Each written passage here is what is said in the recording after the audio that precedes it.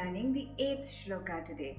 In the last Shloka, we learned that a Jnani is one who, having realized the self, sees the same eternal essence in himself and in everything around him.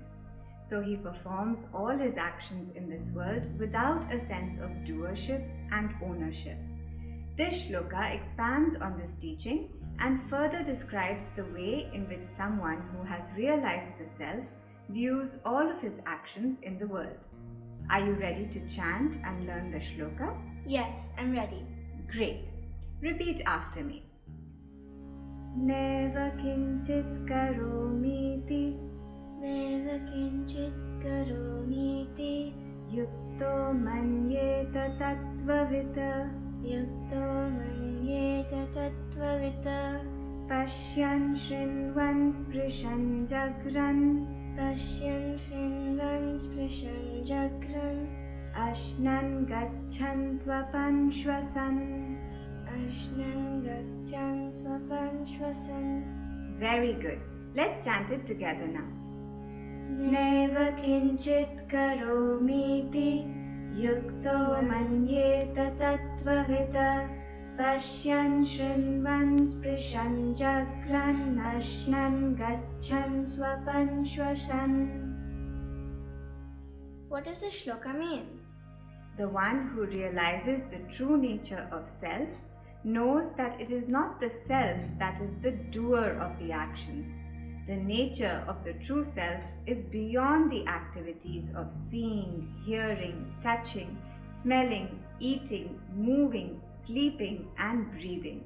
Can you explain that in more detail? This shloka describes the way in which someone who realizes and understands the tattva, the highest reality, views his actions in the world. A tattvavit lives in this world knowing that he is not doing anything. All of his actions are happening through his body, mind, and intellect. But his true self, the Atman, remains an unchanging witness to all his actions. Let me explain this using the example of a movie screen.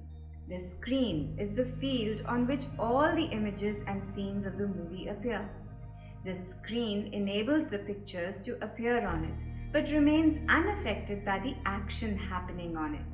Whatever scenes are displayed on it, sad, happy, exciting, or boring, the screen is a silent witness to them all.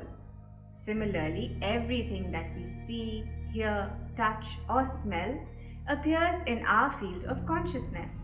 The eyes see colors and shapes, the mind feels emotions, and the intellect thinks thoughts. The self or the consciousness enlivens and enables all of these actions, just like electricity gives expression to all electrical appliances. But the electricity itself is not the doer. So also the self is not the doer. The self does not see, hear, think, or feel. Neither is it affected by what the eyes see or what the mind thinks. I understand. We spoke about this in the last chapter too, when Krishna talks about seeing the inactive selves in all our actions. But how does understanding this reality help us in our daily actions? This concept is expanded upon in the next 2 shlokas also. We will learn them next time. They will explain how having this viewpoint while performing all our actions helps us in reaching our highest goal. But for now, it's time for The meaning aha. Let's go.